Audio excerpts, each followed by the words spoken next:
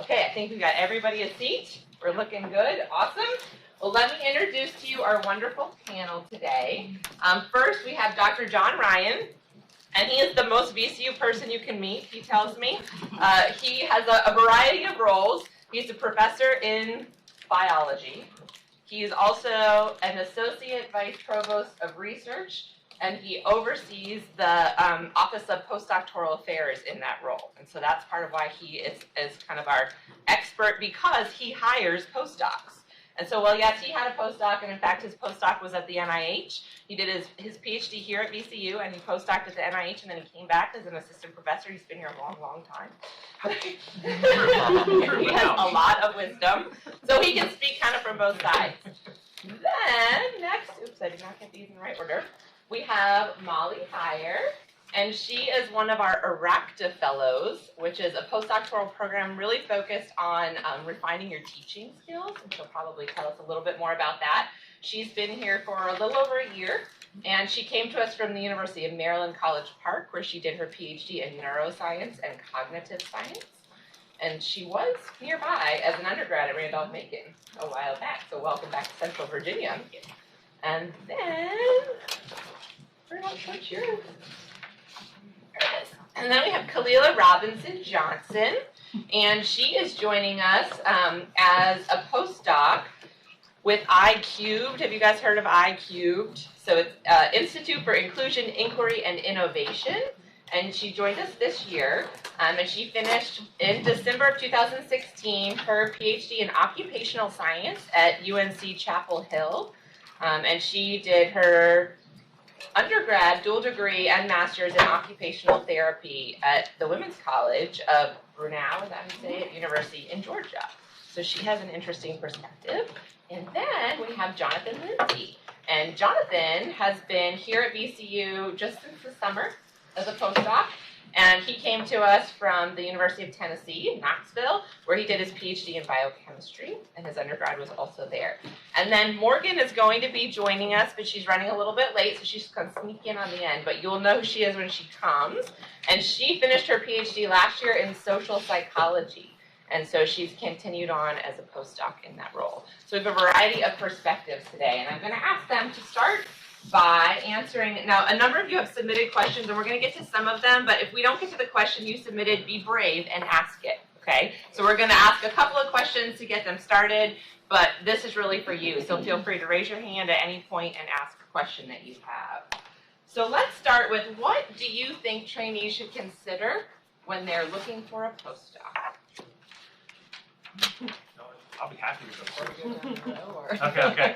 So I'll go first. I have a very narrow range of opinion on that. So I'm going to take a definitive stand. I think your first choice, if you can make your first choice, you may have other considerations, but your first choice should be the very biggest name you can attach your career to. And I think a lot of people undervalue having received a PhD in the United States. The vast majority of applications that even the very biggest names get are from overseas. They really don't get that many American applicants. They're always excited to get American applicants, American-trained applicants. You don't have to be a citizen, but American-trained applicants. And in my own experience, having the biggest name in your field, the biggest one you can attach your career to, opens a lot of doors. There are other considerations. If you have a spouse and for some reason you can't leave Richmond, or you're geographically restricted, or something like that, then you need to think about that. That's what we can talk about. That's my narrow niche would be, start with who are the very biggest people in your field. Make a list of the 10 or 15 biggest names you see in Nature, Science, Cell, whatever the top journals are in your field, and just write them. We can talk about that second later. No? I would second that, and even more specifically, I think the postdoc should be a more practical decision in a lot of ways than your graduate position was. So from a practical standpoint, I think you should find someone that has money. So multiple grants is a great idea. Grad school, you can often be supported through a TA-ship or some other means of support. But you're going to be, the postdoc is supposed to be shorter, 1, 2, 3 years. And so you don't have a lot of time to fool around with trying to get an F-32, which is the grant application for postdoc fellowships, which I'm sure Dr. Ryan, we can talk about more of that too. But You want to be pretty practical with funding so that you can kind of get in and hit the ground rolling, because you're going to have finished your PhD, so you already have a good background in research, and so if you are in a place that has money, you can roll quickly in that direction. And I have some tips on how to find people that have money as well. All right, so I'm also going to co-sign what they have said, but also add that, the postdoc positions that you prioritize, make sure they're also in universities that may potentially have a position for you when you finish. Because if you are geographically bound and you do a postdoc at a university, then having to face the situation of picking up and leaving may not be, something you want to deal with necessarily. So, like, I am married and my husband has a great job in Raleigh, so, focus on postdocs in the Southeast worked for me, and thankfully ended up in VCU. But also consider not only the funding available at the institution, but on the industry side as well, especially if you're in allied health. So if there's a way to partner with both, consider those as well. I think something that I can add to that also is certainly not the highest priority on the list, but once you've narrowed down all of your potential places that you want to go, start picking out those labs that you really show interest in the field. So those things that you really can see yourself staying in and doing work for a long period of time, because essentially the work that you're doing at your postdoc is what you're going to take with you for the rest of your life if you follow that career path. So let's kind of zoom back for a minute. That's a great start. And think about, all right, so these are great tips for what you should be thinking about. But even before you get to that practical piece, how do you know if you even need a postdoc? And so part of that question might be a little bit about what your career goals are and how you thought about your postdoc as being a tool toward those ends. And maybe Dr. Ryan, you can kind of start with the bird's eye view of how do you know if you need a postdoc? I know you have some excellent statistics there. Yeah, so how many of you are in the biomedical realm in your PhD studies? Okay, so most, right? That's what I would expect here. We're on the medical campus, but in other places. In the biomedical areas, broadly considered life sciences, and then we could roll engineering into that if you want. The vast majority, at least 70% of PhD graduates will do a postdoc. In that field, the length of time is typically 3 to 5 years right now, which is longer than it was, say, 2 decades ago. But I would say you need to plan to be there about 3 years. And I think the obvious question would be, the obvious answer to the question, do I need to do a postdoc is, well, what are your job opportunities? And do you really feel qualified to do that? Is that what you want? How is it going to affect your advancement? I don't want to monopolize this conversation, so the very short version is, in '92, so a long time ago, I was finishing my PhD. I had thought at the time I wanted to teach at a primarily undergraduate institution at PY, and I did have an offer from James Madison University. That sounded great. And then I came to the realization after doing a couple of interviews and spending time thinking about this that A, they could get me really cheap, and that was one reason why they wanted me. And I think that was pretty obvious after doing the interviews for a while.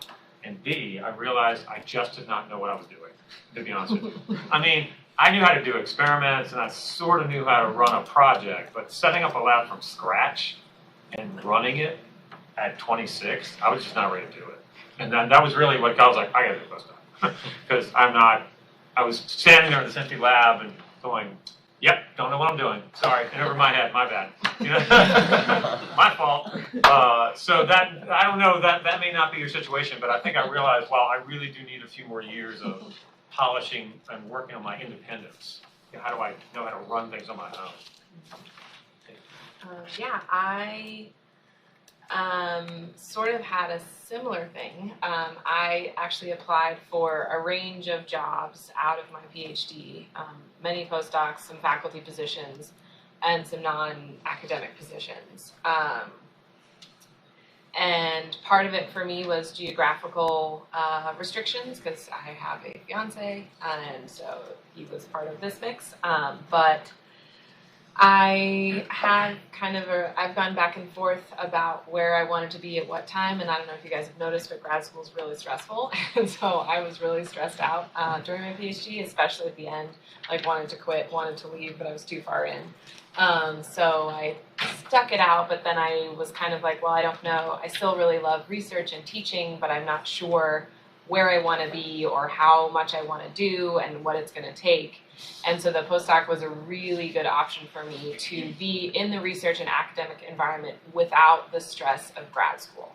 It's still stressful, but it's stressful. The postdoc is stressful in, I think, better ways. It's more just like the stress of like, oh, I'm working with students and oh, my research project. There's no stress of like, oh my God, am I going to pass my qualifying exams? Oh my God, am I going to pass my dissertation? So the stresses are very different. And so it's kind of given me that breathing room after the PhD stress to kind of figure out where I am and what I really want for my career. As Katybeth mentioned, I have the Institutional Research and Career Development Award, which Jonathan has also, but obviously you can put on his CV. So you need to update your CV. One for Molly. Update your CVs all the time. All the time. So we have this fellowship from NIH, and as Katybeth mentioned, it's a 3 years of funding that supports postdocs that are interested in an academic position and incorporates teaching, which actually all of them do. But as you may know, many different schools prioritize how much teaching, the research and teaching ratio that you have.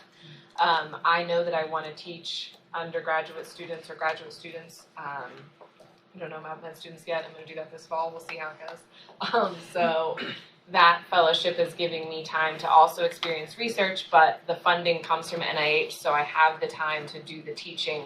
So my PI is only funding part of my salary, so that way I'm allowed to allocate my time a little more in these two realms, which is actually a more accurate representation of what academia really is. That was a really long answer. I'm sorry. Next person. Oh, yes, no problem. So postdoc was not something I was thinking about when I started my PhD program. I worked as an occupational therapist for 6 years before going back to school. So in allied health, postdocs are relatively new, like something that's been happening in the last 10 years. But what I quickly noticed when I was ready to apply for faculty positions, there's that little like 9-point font at the end that says postdoc preferred. So I was like, all right, well, I guess I better check this out. And not to my surprise, postdocs for us are few and far between. Just last year, the American Occupational Therapy Foundation put out a call for postdocs for the entire nation, and there were only 7 positions for about the 25 to 30 of us at the time that were looking for postdocs. So they're not readily available. And I'm sorry, I just lost my train of thought. So yeah, allied health, postdocs are not available. But if you are going into an allied health position in the academy, where most of them are situated in schools of medicine, where the tenure expectations are going to be high around research and less on teaching, and probably even less on service, if that's fair to say. It's going to be critical to start looking for either something that's directly related to your particular allied health goal or something that's related relatively soon. Because it is not my goal to teach, but the reality of it is most of our programs are teaching intensive. So my PhD program did have a teaching component. But yeah, it's a little trickier if you're in OT, PT, nursing, rehab counseling for postdocs, because although we're now switching to the doctoral level as a terminal degree, finding a postdoc is going to be a lot harder. So I think when you decide whether or not you need to have a postdoc, it's largely based on what you plan on doing after you've completed your PhD.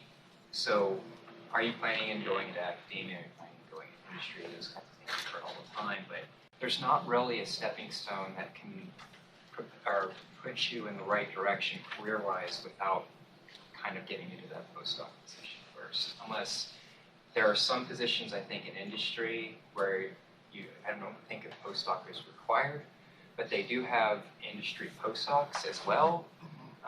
So I think kind of if you're planning on taking your your PhD and going into a career, you kind of have to go with postdoc as your option. So yeah, let me kind of pick up on that. I think it's a good point that Jonathan's brought up. So there are jobs that do not require postdocs. And so really, I think the first question you need to ask yourself is, what is your goal? And part of it may be I'm not sure yet, and that's okay. And if you're not sure yet, probably you need a postdoc, because that's really the only thing you're qualified to do unless you've prepared otherwise, unless you're a clinical person, right? And you're going to practice clinically. But if you're interested in doing some of these jobs, like in science writing or in policy or some positions in industry, and you want to start making those plans, I would suggest like your second year, and we can talk more about what those are. That's a different program. You absolutely can get a real job when you finish your PhD without having a postdoc. So if that's you, just kind of shelve that, but that's not what we're talking about today. So now, if you are looking at a postdoc, usually it's because you're interested in an academic position, you want to run some kind of a research facility, whether it's in industry or elsewhere, or you haven't figured it out yet. Or sometimes it's because you want to diversify your skill set. Like maybe you want a different model to practice on. I know one thing with undergrads is like you might not be able to have a mouse line, so you need to learn to work with flies or whatever, and they can talk about the science behind that. More specifically, you might want to get your teaching skills up to snuff. So really you need to do like a gap analysis, right? Of if I want to be here and currently I'm here, like what do I need to do to get from A to B? And there's a huge number of different kinds of postdocs, and that's important for you to know. So I'd love for you each to talk a little bit about how you actually found your postdoc. One of the questions that was submitted is there some website where all postdocs are posted? No. I'll spoil the answer now. But I think Dr. Ryan has an interesting perspective as a supervisor, and he can talk a little bit about what he likes when people apply for postdocs with him and what strategies he's seen to be successful. And then I think each of you are fresh off of your searches, and you can tell us what worked and what didn't work. So I'm in a position where I'm at a really good university. I mostly train graduate students, so I'm looking for something specific when I'm hiring a postdoc, and that's different than the advice that I gave you. So I'm good in my field. But am I the top 10 names in my field? No, I'm not. I wish I could say I was. I'd love to tell you that. But I'm not. I know who those names are. We're friends. We're colleagues. We sometimes publish together. So when I'm hiring postdocs, I am looking for people that have a reason to be here, that I feel like are going to be happy training at the UCU, living in Richmond, will fit in well with my team. We do a lot of team-based projects, so we'll have multiple people working on a project at once with an established project manager. That's more like an industry setting, and because of that, I have to have people that are collaborative. And so the things I'm looking for in an interview are, do they look like they work well as a team? Do they have pretty good writing skills? What kind of skill set do they already have? Especially if they have something we don't have, that would be great. But it's not necessary. I mean, we can always learn new things. But if they're coming, we don't do mass spec. If they're coming to us already knowing how to do mass spec, that might be really cool. I mean, maybe we could add that. But typically I'm looking for a specific thing, and the one that has already been touted here that I'll mention again is ARACTA. I trained 2 ARACTA fellows, and those people came to me and said, I know I want to go to an undergraduate institution, but I need to really get great research skills so I can run my own lab. And it'd be great if after I left here, you and I could still collaborate, because I'm probably going to be in an environment where I don't have as much funding. But I know how to write. I can write for funding that you can't write for. So on a PUI, you could write for, say, R15 grants that I can't compete for. I can be a co-I on it, though. So I was like, okay, this works. And the cool thing about that is that hopefully whoever you go to work for will care tremendously about your professional success. And there's a reason they should, because we all keep a training table. We have to email the people all the time that says, here's everybody I've ever trained and what they're doing now. And I don't want any holes on that list. I want all my people to be very successful, okay? But more than that, hopefully they just care, right? So I'm looking for people that I know I can launch to whatever they want. If they want to go to industry, I know I can do that because I've done it. If they want to go to academics, I'm more comfortable with like an ARACTA, because the ARACTA program, if you're looking to do a PUI type position, is hyper competitive. Some of the ones I've trained, they don't even finish the training. You're supposed to say 3 years. they start getting snapped up in year 2 because they've already got the background that these PYs are looking for. So to me, I'm like, yeah, that's a slam dunk. I'll train those people. I think I probably better stop there. There's tons more I could say, but So I just want to give out 2 websites for starting positions. So the National Postdoc Association, nationalpostdoc.org, they will have job listings. Also, any professional societies that you are a member of. Society for Neuroscience is the big one for me, but there's many others. Almost all of them will have postdoc listings on their job listings, so check for those. You can usually, and then other like Chronicle Vitae is just like an online thing that's pretty general. Many of you may have heard that. They have really good articles about academia if you haven't seen it. It's not the Chronicle of Higher Education, it's Chronicle Vitae. It's a little different. But they have a job posting listserv that you can get regular weekly emails to. Chronicle of Higher Ed probably does too. And you can get postdoc, you can select the postdoc level on those searches and get those regularly. And then back to my, at the beginning when I mentioned finding people with money, NIH Reporter, this is being a little biased towards the sciences, of course, because that's my field, so this is my expertise, but NIH Reporter, if you guys haven't experienced it or checked it out, it's really cool because you can look up topics, you can look up people, and it will tell you, I mean, it's federal information, so it's available to the public. You can see exactly how much money they have, for how long, who's listed on it. Another really cool feature, if you're more ambiguous, is there, if you go to the, it's like the 2nd or 3rd tab, and it's like a text you can insert. You can copy and paste an abstract from one of your presentations or publications into the full text box, and it will link all word matching to your topic. So this is a good way to find people that, while the big names are excellent and you should totally strive for them, if you want to diversify your applications, just copying and pasting your abstract, and it will list every single grant that the NIH is funding that has words related to your field. So I found a bunch of people that I applied to that way that I would not have otherwise found, because while I was similar, my graduate advisor, I was, wanted to continue on with that work. I was interested in some other things that she necessarily didn't have expertise in. Okay, I think that's your question. I originally started my search by looking through Chronicle Vitae and also on NIH, but honestly what worked best for me was word of mouth. Yeah. Graduating from UNC Chapel Hill, premier research university has its benefits. Big names in my field were literally right down the hall for me.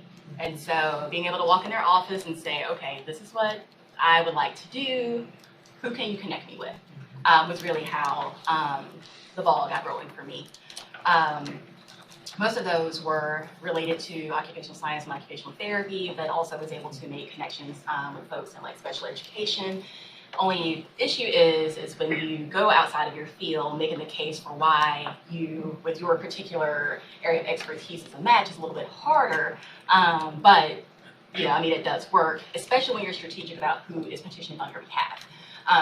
So for something in occupational science and occupational therapy, I knew to ask Virginia Dickey and Rick Humphrey. For all of the EIS work and autism and intellectual disability, I knew to make sure Brian Boyd made contacts for me and wrote my recommendations. But what doesn't work, I think, is maybe cold emailing but never following up.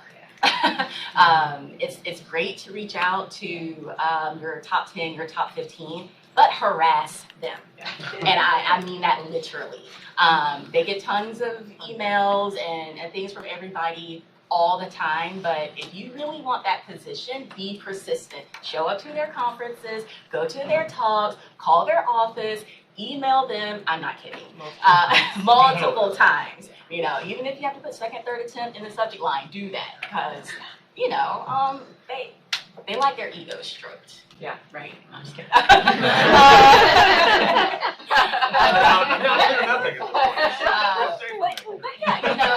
But persistence, right? I mean, You still like it, right? yeah. Okay.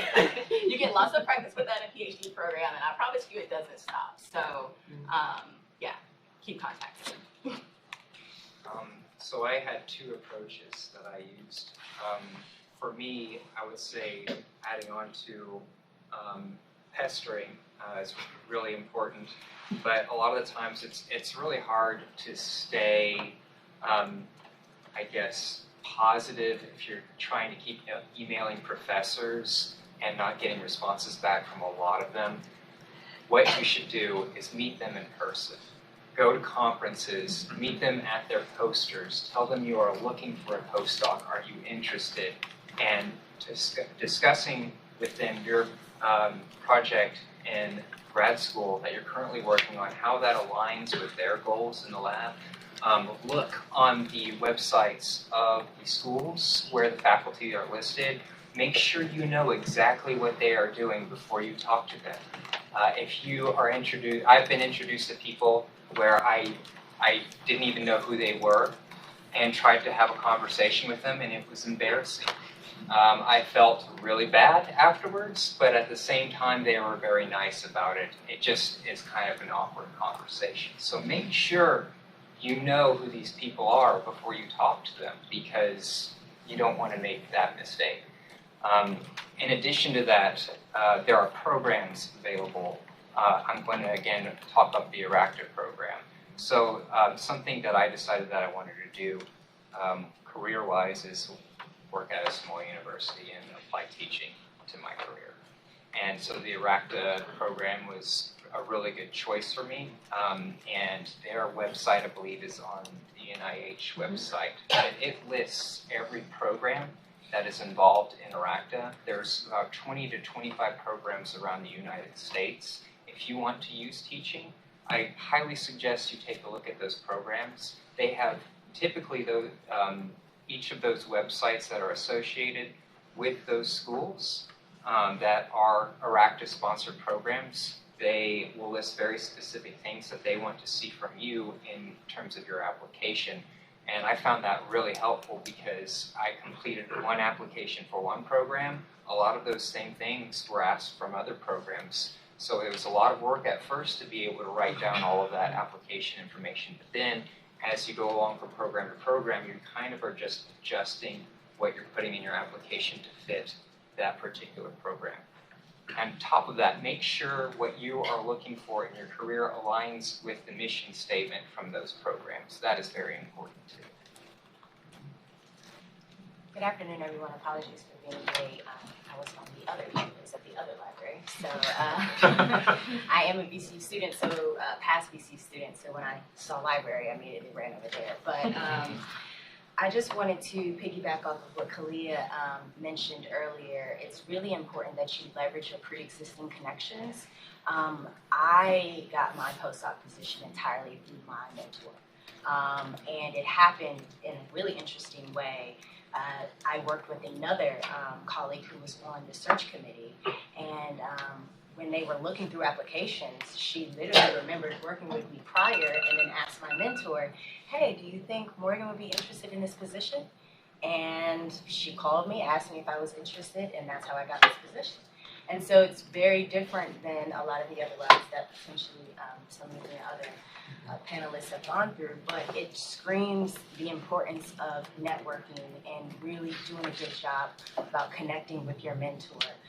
Going to lunches with them, talking to them just about their life in general makes them more connected and invested in who you are. And so you'd be surprised about the degrees of separation between your mentor and the mentor that you might want to work with. They might not know them directly, but they might know 2 or 3 other people that can make that connection. So now you don't have to make that cold email or make that cold phone call. You can ask, hey, do you know anybody that might have a connection to this person? Well, I don't know, I can call them, and then they might know somebody else. So just don't write off your mentor as somebody who might not be able to connect you. You'd be very surprised to find that they might have the pathway. So that's my story. It's very unique from everybody else's, but really speaks to the importance of going to conferences, connecting with people, because you never know. And always talking about your research, what you're doing, because they might remember a postdoc position that was just posted. I received plenty of emails about postdoc positions as well, so I would make sure you don't do that. But nepotism is It's a real phenomenon. You can't deny its existence. So. It is interesting that you mentioned that I'm manual, by the way, because the statistics, I'm not really sure exactly the actual statistics, but I would hazard a guess and say probably half or more of PhD students and their PIs are not on the best terms. I'll hazard a guess. It is just a guess. Meaning that We're going to dispute your 50%. I'm going to say it's 9.8, but please go on. Meaning that a lot of PhD students will not be able to get that connection through their PIs. And I have also heard that it is the best connection you can get, because I know people who have had postdocs through their PIs, and it is easy, it is convenient, it is fast, I mean, all of that. For those who will not be able to access that, cold emails, stuff like that will be important, right? But I am personally experiencing something which I guess a few other PhD students may also be experiencing. If you're interested in emailing the top 10, 15 people in your field, because you don't have a connection through someone, even if they're interested in your email, I can imagine that they would probably go online to PubMed or whatever and search your name just to see who is this guy, right?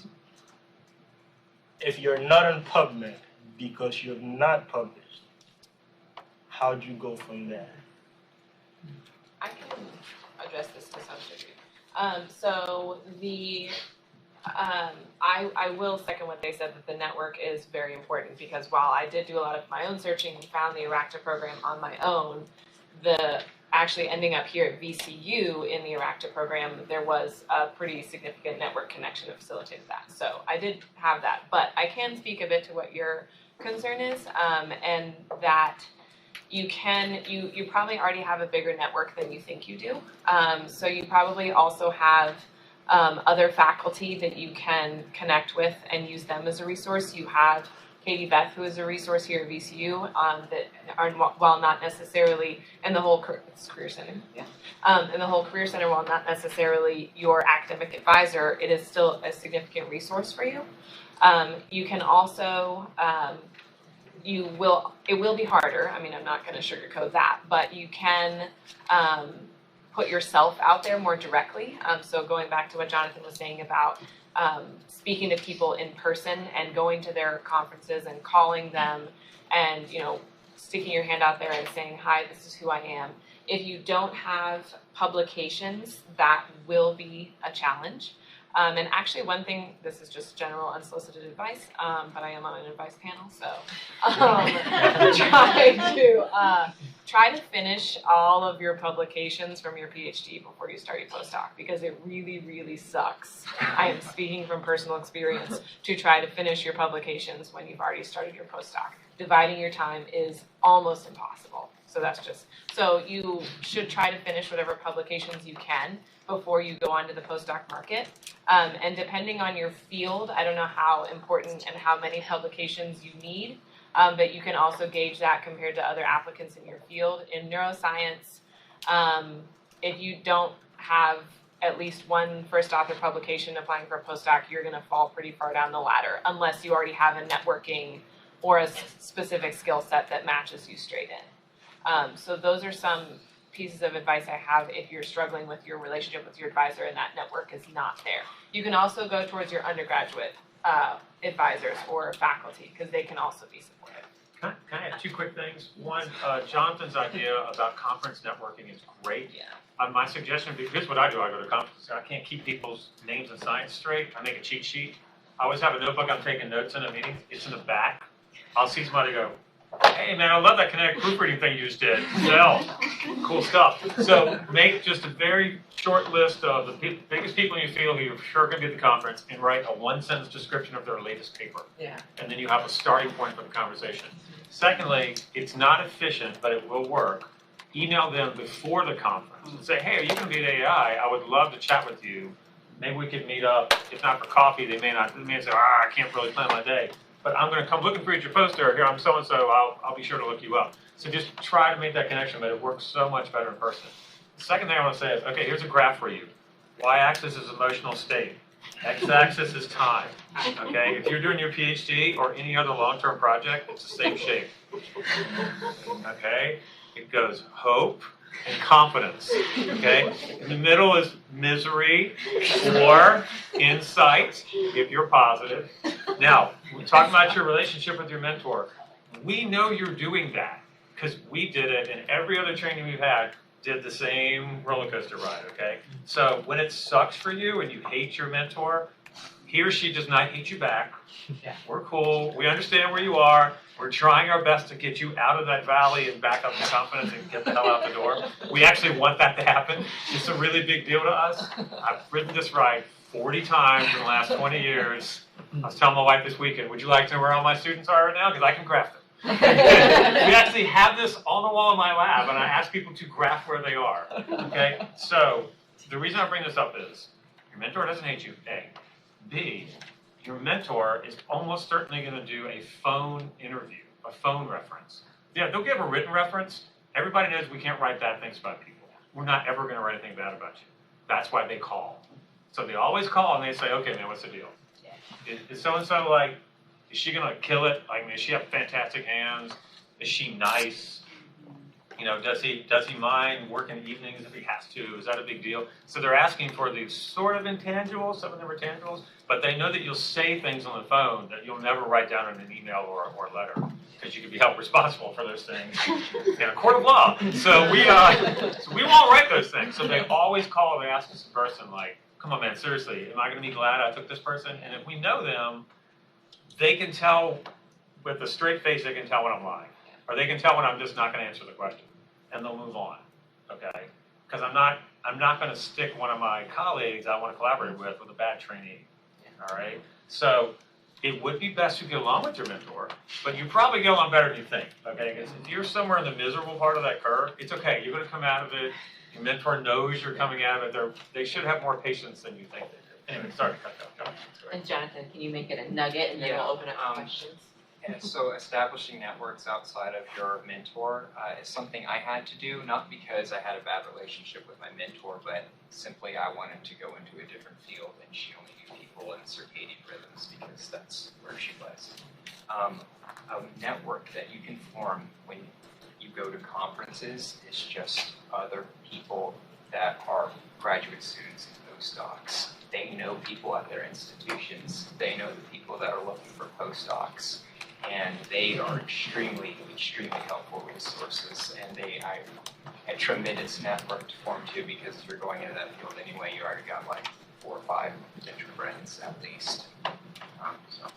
And oftentimes the postdocs and grad students are who make the initial decision, not like the hiring decision, but oftentimes the PI will, and I mean, you guys are grad students, you've probably been asked by your mentor, hey, what do you think of this potential student, or what do you think of this potential postdoc? And you contribute to the interview process.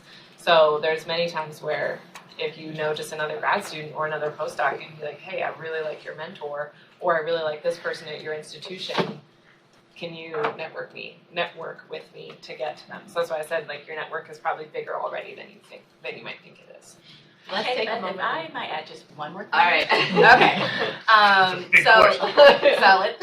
even if you don't have at least one publication or a long list of publication, like if you have presented at conferences, you have abstracts for those posters. Yeah. You know, if you have manuscripts in progress, you know, you have the abstract for that. Like, make sure you're also putting that information on your LinkedIn, your Google, whatever, because that information is searchable as well. So whereas he may not be able to find you on PubMed, your potential mentor at least will be able to access that information so that they see you are working on something. Thank you.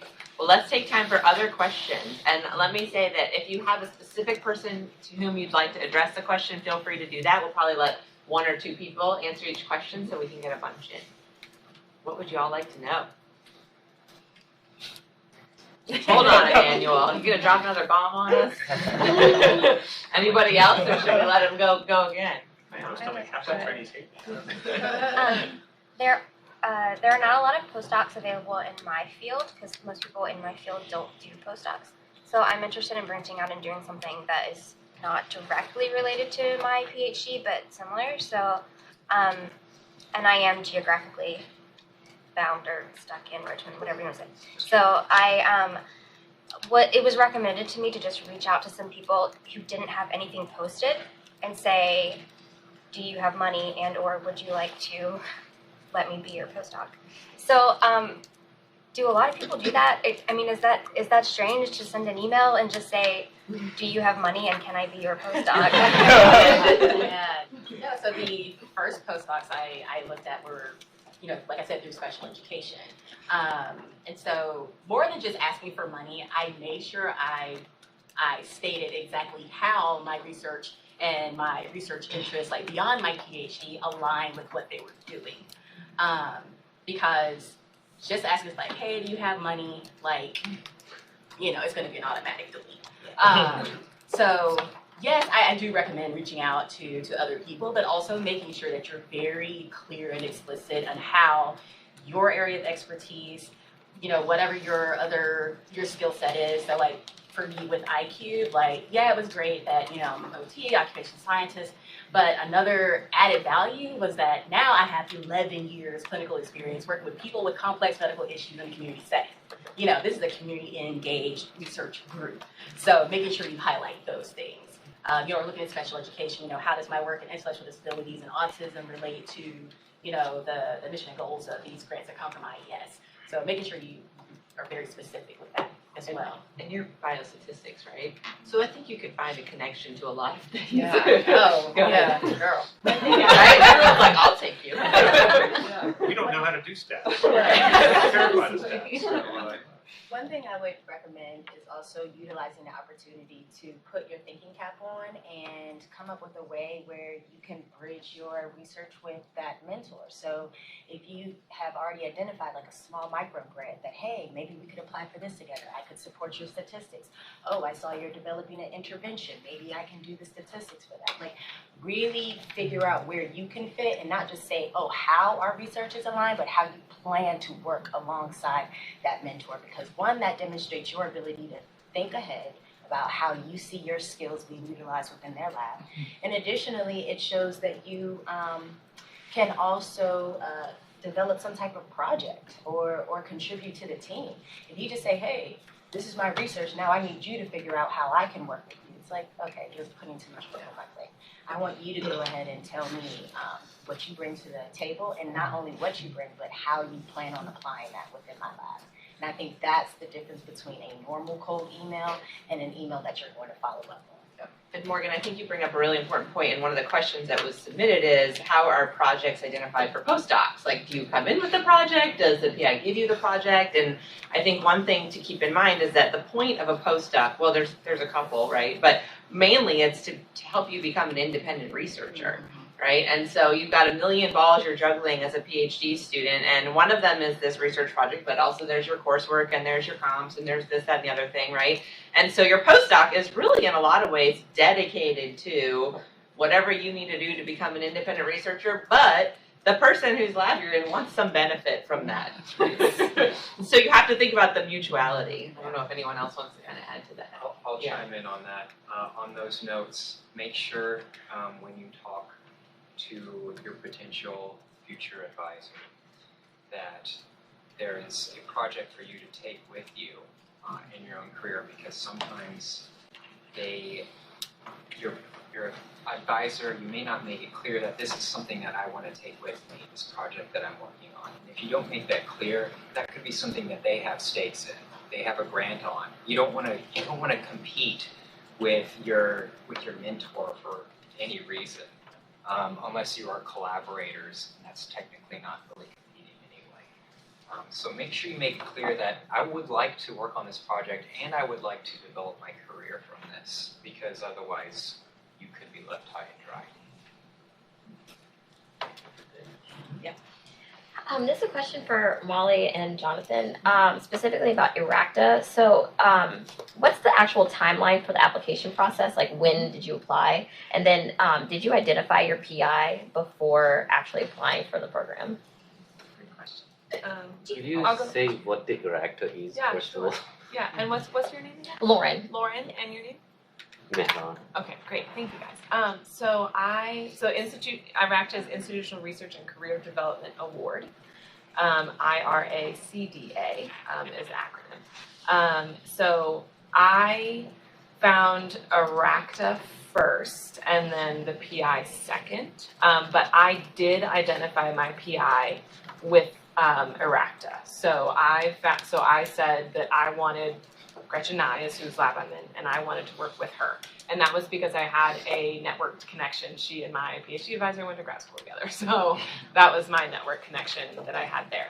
As far as my timeline went, I actually applied, so I started applying for postdoc stuff in, I think, February, maybe February or March, and applied to one IRACTA program at Tufts University in Boston that I didn't get into, and it was a funding issue, so that's why I keep harping. I'm the one that talks about money all the time because I got burned a few times actually because of that. And then the next IRACTA, for VCU, I applied to the IRACTA program, I want to say in maybe April, and then did a phone interview in probably May or June, and then did an in-person interview in July, and then was accepted like the next week right after the in-person interview. But then my PhD got delayed by 3 months, surprise, surprise, and so I was supposed to start at the end of August, but didn't end up starting until November. So that is a pretty long situation, but part of it was my own PhD being delayed. So I would say 4 to 5 months would be a good estimation. In my personal experience, I did not have my mentor selected. So this is actually different across different institutions. So some of the IRACTA participating institutions will require that you've already talked to your mentor and already have formed some sort of plan with them. And some institutions will suggest or ask you to choose 3 potential mentors, and then you will interview with them on your personal interview. In terms of timeline, I started. As soon as I knew that I had a graduation date, I started applying for jobs. And even when I didn't know, I was kind of starting to stick my mind applications out. I would give yourself a year before when you're graduating to start writing applications. That way, you give yourself a large enough window to be able to get in the market. I think crunch time starts to occur right around that 6-month period if you haven't found anything by then. I don't know if anyone's mentioned it yet, but something that someone brought to my attention was making sure you notice the fine print. Some of these postdoc positions require that you have your PhD prior to even interviewing. Yes. So just making note of those things, because I was thinking about your 3-month delay and how that could potentially influence whether or not you're going to undertake your postdoc. So keeping that in mind, your graduation, of course, that's so much. Keep trying to apply and graduate at the same time, but it's just the nature of the beast. It's really hard. Did any of you, I know a lot of people will end up postdocing in the same lab where they did their PhD for a few months for this very reason, and they kind of do that, finish up papers and then do the applications. Was that true for any of you? I personally didn't, but I have many friends that did, and it will not be, maybe you could say this more specifically, it will not be detrimental to you. So if that's something that you're considering or might be an option for you and you're kind of worried about it, I would almost recommend doing it because it gives you time to finish up those papers. And also this is just like a life balance thing. If you can, take some time off after the PhD.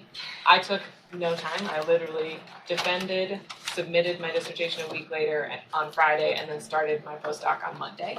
And I really, really regret it. I really, really regret it. So I second her. I took 2 weeks off, and it was the nicest 2 weeks of my life. Still to this day, the nicest 2 weeks of my life. So. I somewhat took almost a year off, but it was a weird thing, and this was something I was going to suggest to you guys. This is a totally alternative route, but also along the lines of nepotism. My best friend, she was a year ahead of me at BCU, she got an assistant professor position. Well, we figured out a way where her startup funds, she used them to hire me as a like makeshift postdoc. So that's something people normally don't use their startup funds for that. So a lot of her colleagues were looking at her like, how are you a second year with a postdoc? And she's like, well, she hired me for some hours to work. So it allowed me to have some space between actually having a postdoc and also graduating.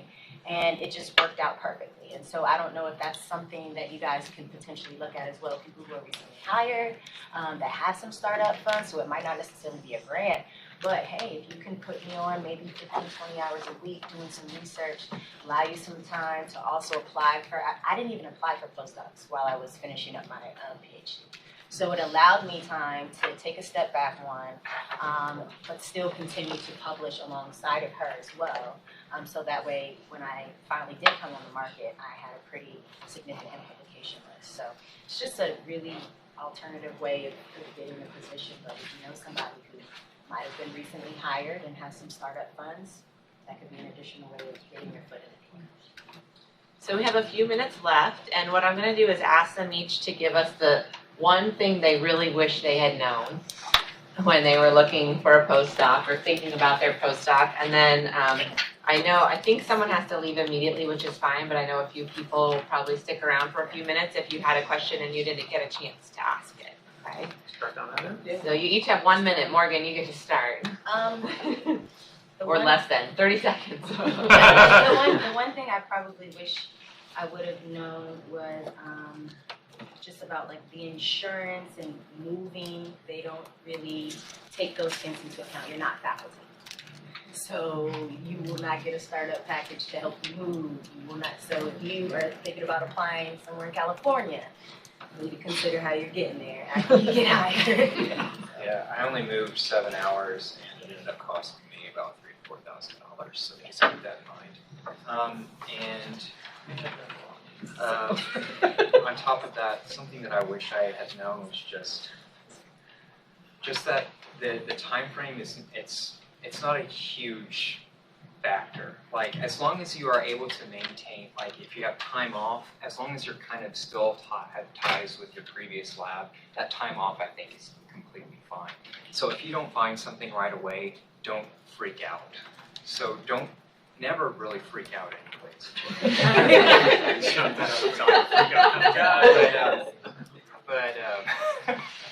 But just try to maintain high confidence and high positive thoughts. Yeah, I think I would also add planning financially for the postdoc as well. Like, you don't have any money as a PhD student, you won't have money as a postdoc. So just really sort of, I mean, to be frank, I mean, just plan, make a plan. And postdocs, the NIH guideline is $47,000 a year, if you'd like to know what she's talking about. Yeah. Which sounds like a lot compared to what you're making as a grad Oh, student. yeah, definitely. Don't get me wrong. It is more money, but I often compare it to what I made when you were working. So, yeah. So for me, I had a double in my salary. Yeah. I'm like, Making it rain in the Dollar Tree. and I lived in DC, and now I'm in Richmond. so- Yeah. What's your tip, Molly? You go. My tip is to, I mean, I kind of already gave it, and I really can't emphasize enough. Like, finish as much of your PhD stuff as you can before you start your postdoc. Like, I don't have any time to think about my PhD stuff during the day. None whatsoever. And so it's I don't know how busy y'all are in your daily labs, but I have a pretty big lab. I work with a ton of graduate students and undergraduate students as the postdoc. My PI travels a lot. She has a lot of grant money and a lot of collaboration, so she's gone a lot. So I'm running the lab a lot of the time, which is an amazing experience because that's what I'm here for, and I'm really happy about that. But my PhD advisor has been kind of like, hey, let's work on this paper, and I'm like, yeah, I don't have time. And I'm also trying to have more of a life outside of that, because my PhD there was no life there. So I'm trying to be more conscientious of that. So I'm trying to limit my out of work hours. And I'm able to do it, but it just means that my day to day is pretty long and pretty hectic. But then the later evenings and then the weekends are a little bit more manageable. So I just finish the PhD stuff before we start the postdoc. Do it. Okay, let me summarize. Take a vacation, but you're going to be poor. Don't freak out, but there's a lot to do. Finish all of your work before you go. Make good relationships. Yeah. Okay, Yes. I think I have it. Wow, that's a lot to take in. I think the one thing that I would, when I look back on the postdoc, I even wish I knew, but is just exhale. It takes a couple of years, because remember, every project you've done, at least in my field, it's like 2 years start to finish. By the time you get the first piece of data where you look like, okay, there's a project, to the time you send it to the publisher, it's about 2 years. So your postdoc's going to take a couple of years because it's supposed to. Just exhale, okay? And I would plan to write your own grant. Even if you go to NIH where you can't compete for F-32s, there are still lots of foundations. Be ready to write your own grant as soon as you hit the ground. Go to your mentor and say, I really want to write my own grant. What can you help me with? Because man, does it look good on your resume. And that's the other reason to work for a really big name, because it turns out they're on the funding committees. That's how I got my grant. It's another story, but that's how you get your money. It's because these people know people, and the people they know have money. So it really does help you. That's one of many ways it helps you. But anyway, it's really fun to be a postdoc too. It really is. It's way more fun than grad school. Way more fun. Yeah, it's like you actually get to go home at night and not study. Sometimes you just watch TV. It's great. You're not going to believe what's on TV. There's this guy called Trump, and he's our president. Every day is a new piece of entertainment.